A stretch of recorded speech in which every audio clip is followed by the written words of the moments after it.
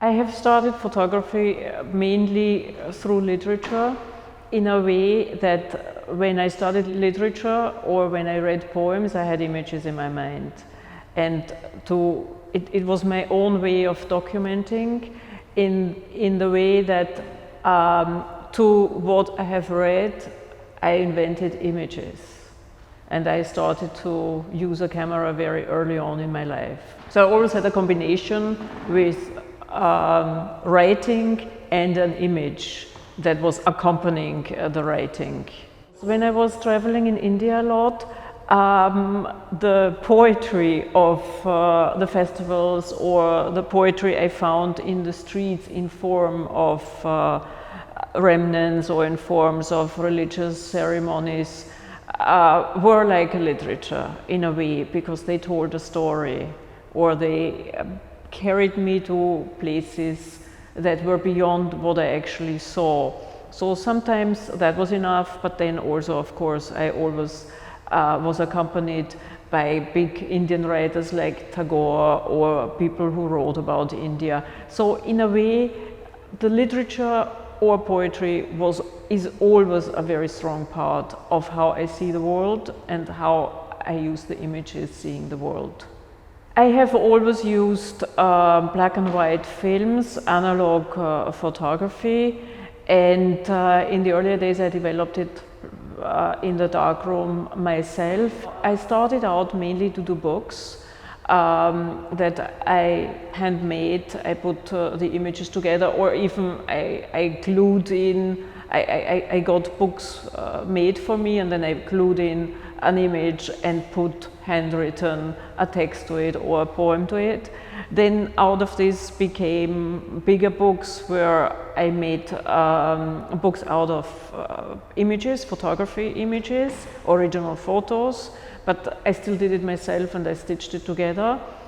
And then I suppose the images became always bigger and bigger. Well, here more or less it's an overview of all the different works I have done, or all the different themes, if you want to stay with themes, which was a lot of work, as I said, was in India or on other travels, mainly through Asia. Then I also worked a lot in the studio of Ansam Kiefer, who was my partner for many years. I worked on a commission to do photos in Venice for somebody who wanted to do a travel book, and then all of a sudden there was Aqua Alta, so I ended up doing photos on the rising water in Venice. And there were photos in Aqua Alta, and I didn't do the book. I did what we see here, behind me, a firework during the day in Sicily. So these things like Aqua Alta or Sicily were very spontaneous events. Or sometimes I did processions, photos in India and also in Italy, where I followed a religious profession. So some were planned, or some are less planned. It's more spontaneous like that. I usually have my camera always with me when I go to special places, like in India or in southern Italy, or on travels. And I think a lot of this photography is developed in a spontaneous situation, in situ.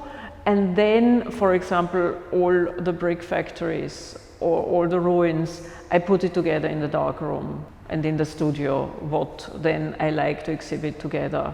But I do not go and have a plan and say, I'm now photographing all the brick factories of India, all the ruins in India or in Asia. No, it usually is a very spontaneous project on process. What do I think about the world? How should I know what I think about the world? If I were ill, I would think about it. What idea have I about things? What opinion do I have on causes and effects? What meditations have I had upon God and the soul and upon the creation of the world? I don't know. For me, to think about that is to shut my eyes and not think. It is to draw the curtains of my window, but it has no curtains. The mystery of things, how should I know what mystery is? The only mystery is being somebody who might think about mystery. A man who stands in the sun and shuts his eyes begins not to know what the sun is. But he opens his eyes and sees the sun, and now he cannot think of anything, because the light of the sun is worth more than the thoughts of all the philosophers and all the poets.